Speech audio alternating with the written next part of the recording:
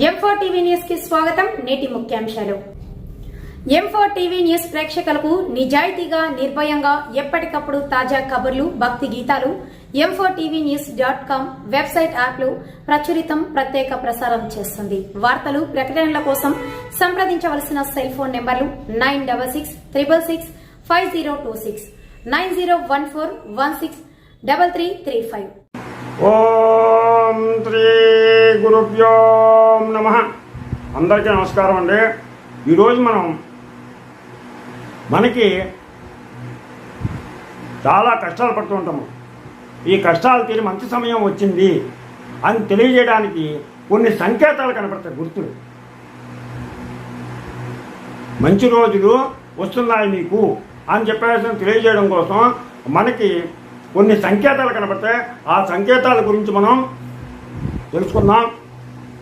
ఏ సంకేతాలు కనపడితే మంచి జరుగుతుంది మన జీవితంలో అని.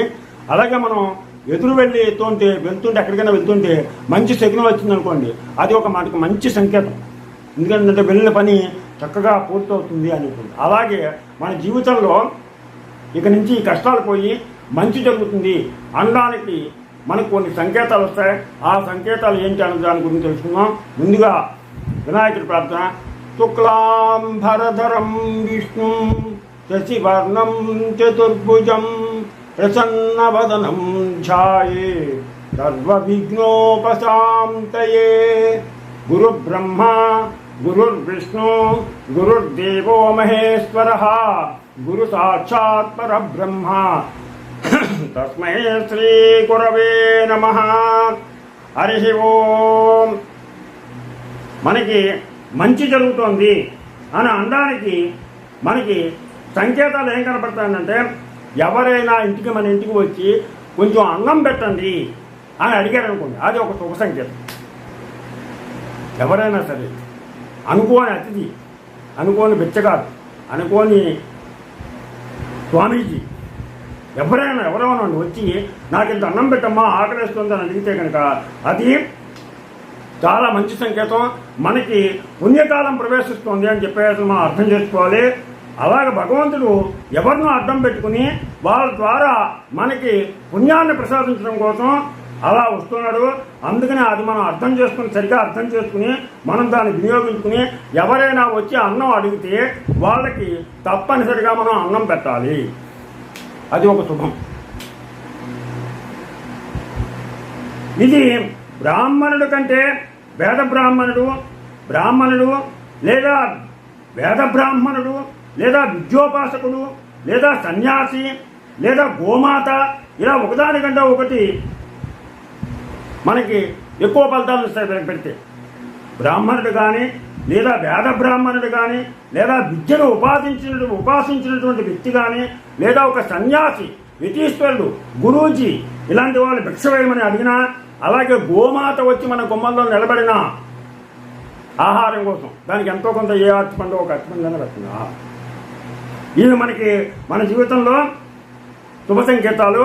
వీటికి మనం ఆహారం పెట్టడం వల్ల మనకు మంచి శుభ ఫలితాలు కలుగుతాయి. ఇక రాబోయే కాలం అంతా కూడా మనకి మంచి జరుగుతుంది అనేటువంటి ఒక సంకేతం. నువ్వు కేకేసి అన్నం పెట్టడం కంటే వాళ్ళంతటా వాళ్ళు వచ్చి అడిగి తింటే ఎక్కువ ఫలితం వస్తుంది. అలాగా నీ ముందుకు వచ్చి చేజాతి అడిగితే కనుక అంతకంటే పుణ్యం ఇంకోటి లేదు. అలాగే ఆవు మన ఇంటి గుమ్మంలో వచ్చి మన ఇంటి గుమ్మంలోనే కూర్చుని ఉంటే మనం పెట్టేదాకా అది తిని వెళ్ళింది అనుకోండి, అంతకంటే పుణ్యం వేరే లేదు. అలాగే ఒక గోమాత ఇంటి ముందుకు వచ్చింది పిలవకుండానే, దానికి గ్రాసం కానీ అన్నం కానీ పళ్ళు కానీ పెట్టినట్లయితే అది చాలా సంతోషిస్తుంది. అలాగే పిలవకపోయినా కూడా ఒక సన్యాసి, ఒక విద్యోపాసకుడు లేదా ఒక భాగవతోత్తముడు, అలాగే లేదా ఒక వేదమూర్తి నీ ఇంటికి వచ్చాడు. కొన్ని కోట్ల జన్మం పాపం, మన పాపం కొన్ని కోట్ల జన్మల్లో చేసినటువంటి పాపం పోతుంది వీళ్ళందరూ మన ఇంటికి వచ్చి ఆకలించి అన్నం పెట్టమని అడిగితే. నీవు కానీ మనం అతనికి అత్యంత ఆతిథ్యం ఇచ్చినట్లయితే కనీసం కాస్త మంచి తీర్థం, ఆహారం మన దగ్గర ఎక్కువ లేకపోవచ్చు, కనీసం కాస్త మంచినీళ్ళు తాగండి. అందుకనే పూర్వం ఎవరింటికన్నా ముందు మంచినీళ్ళు తాగండి అని మంచినీళ్ళు ఇచ్చారు. మంచినీళ్ళు మంచి తీర్థం ఇచ్చినా కూడా మనకి పుణ్యం వస్తుంది. అలాగే శంకరాచార్యుల వారు మారువేషంలో వచ్చారని చెప్పేసి మనం భావించుకోవచ్చు.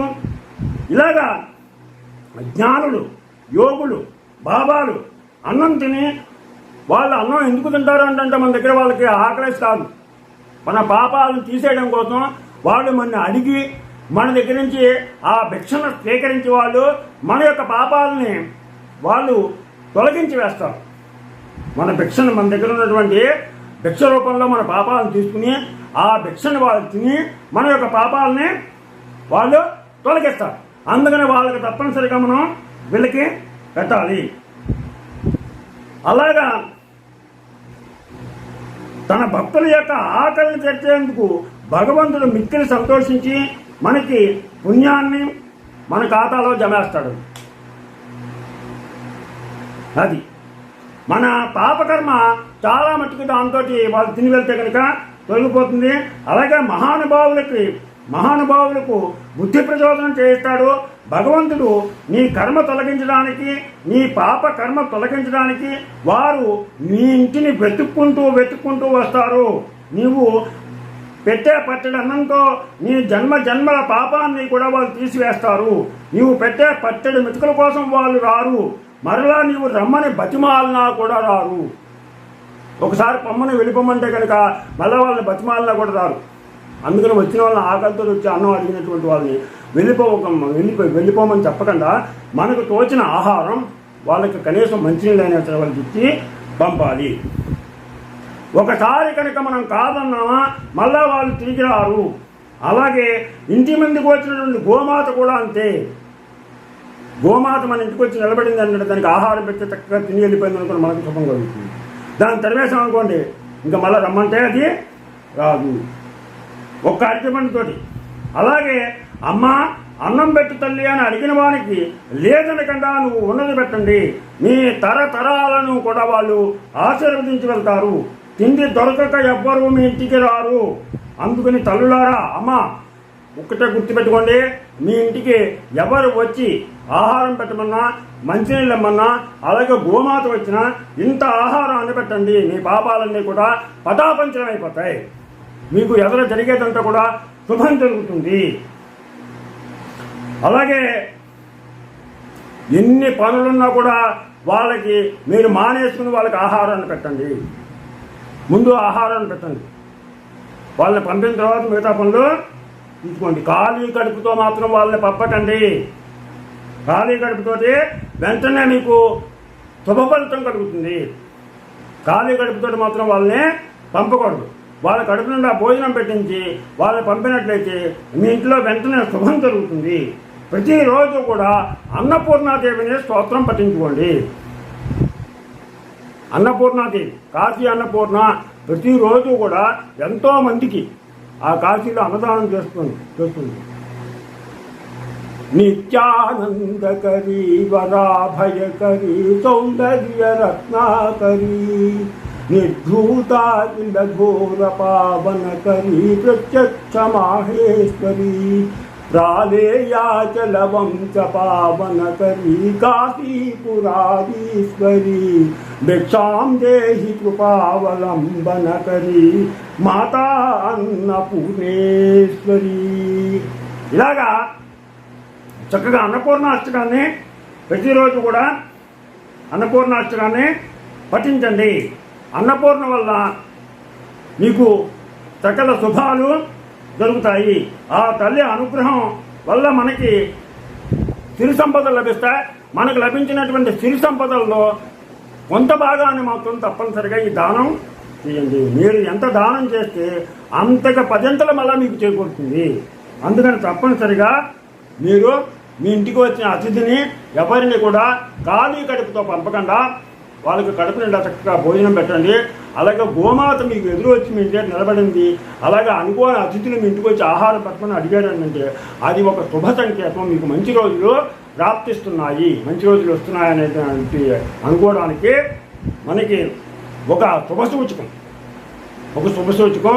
దీన్ని అందరూ కూడా గమనిస్తారని ఆశిస్తూ మీ కుటుంబం అంతా కూడా సకల సౌభాగ్యాలతో విరాజిల్లాలని కోరుకుంటూ మీకు నా ఛానల్ కనుక నచ్చినట్లయితే సబ్స్క్రైబ్ చేయండి, అలాగే లైక్ చేయమని కోరుతూ రాపాటి వందకు ప్రభావితం.